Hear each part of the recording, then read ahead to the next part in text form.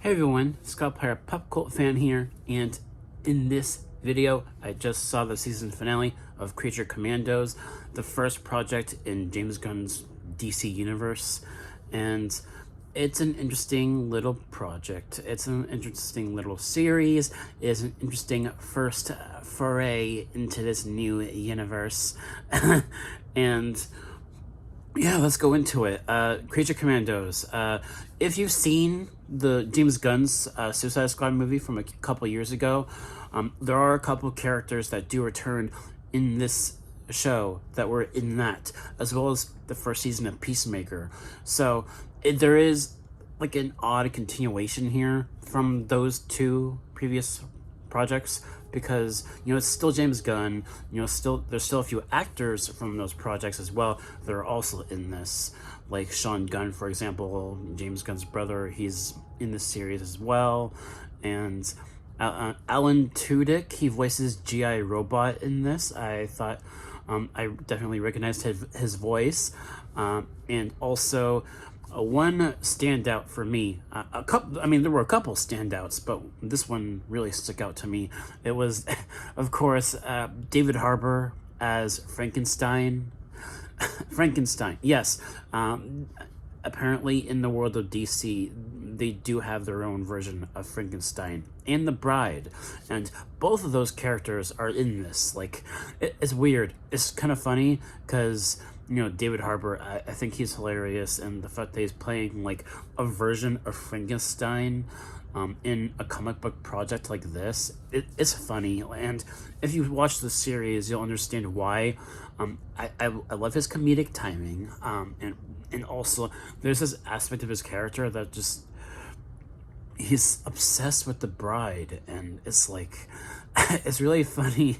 It's really funny, and I think that if any of these characters are return like in a live action project, I would love to see David Harbour as Frankenstein in something. So yeah. And also you have a few other characters in this. Weasel, he returned from the Suicide Squad movie, and I really liked his backstory, Weasel, and there was something about his backstory that made me think, is this one little girl like the princess when she was a lot younger? But they did not go that route. It just looked like there was, in the backstory for Weasel, there was this little girl that looked a lot like the princess, and I kept wondering, is that her? Like, is that the princess when she was very young? But they did not go that route, and it was interesting. And then also you have Rick Flag Sr., played by the one and only Frank Grillo, and his character was cool. I liked him. He's the dad of Rick Flag Jr. from the Suicide Squad movie, and I like the actor, Frank Grillo. I think this is one of my favorite performances from him, actually, because whenever I usually see Frank Grillo, he always gives off the same kind of performance in his characters, and here on Creature Commandos, it definitely felt different enough, and I liked it. It was really cool, and yeah, so there's that, and also I want to say I remember Mina. I know the Mina character was interesting. Her backstory was probably the most tragic to me. Like, I really felt something for her character in the season finale when we got her backstory. And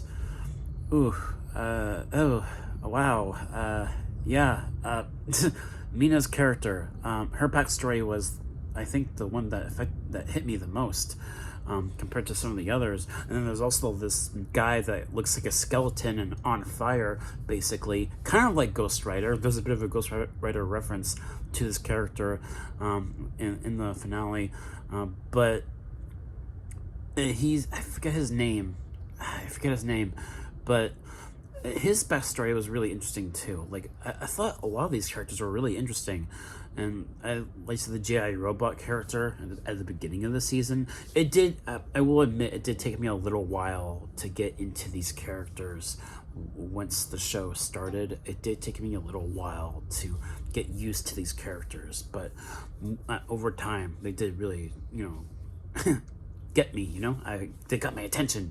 So, yeah, and another thing worth noting about this series is that it's TVMA, which means it's violent, it's gory, people are swearing left and right.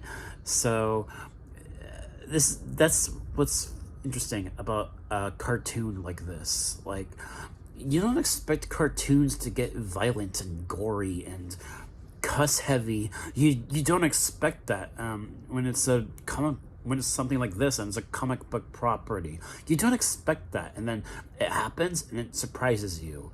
Like, I was surprised how violent the show got, and it was like that from beginning to end. Like, wow, it was graphic. And especially, like, there's even like gratuitous moments with certain characters, like the princess, for instance. And I don't know why they do this. I don't. I don't like when we have cartoons or in comic books where they over-sexualize female characters. I'm not a huge fan of that, and I feel like there were a couple characters in this show that, in the animation, the basic animation that this is, they do that with the princess character and a little bit with Mina in the season finale, and I just don't get why they over sexualize female characters. That's my one nitpick I have, and it's a issue I have with the most cartoons and like comic books and stuff like that, and even in anime, they always do that, and I don't understand it. I really don't. It's my one pet peeve about cartoons, anime, and comics. But yeah, and this is a very good series. I really do. I like the story. There's no villain, really. I mean, the princess, what they do with her character, like in the finale, they kind of address that she might be this big threat at some point, but that story gets resolved. That's all I'm gonna say. And yeah, and also I liked in the finale that they started to connect to the bigger DC worlds. There were some Easter eggs and teases of things to come in this universe, and that's all really exciting. I'm not gonna mention any of those Easter eggs and references because it's spoilery. So this was a really good series, and I think, James Gunn, his signature humor is in this, just like it was in Guardians of the Galaxy and the Suicide Squad movie and Peacemaker. Like, that humor is there in this as well. These characters are expendable, which means they could always, get more monster characters to be part of this team going forward, and they did renew this series for a second season, so it's getting a second season, and I'll definitely cover that as well. So if I had to give this like an overall grade, I'd definitely give it, I'd say about an A-. I think that'd be my grade. Like I said, just a few little nitpicks I do have about this series, and it was well paced, from the first episode all the way to the finale. It was well paced, very entertaining, and yeah, A- for me for Creature Commandos. That is my review, and I'm really excited for the future of this universe. We're getting Superman next year, and Rick Flag Sr., played by Frank Grillo, he will be in the upcoming Superman movie. So that's a nice character from this show that will be in the Superman movie. And I'm wondering if there's going to be any other characters from this show that make it into the Superman movie. We shall see. So that should do it for my review. Thank you all so much for watching, and I'll see you all next time. Peace.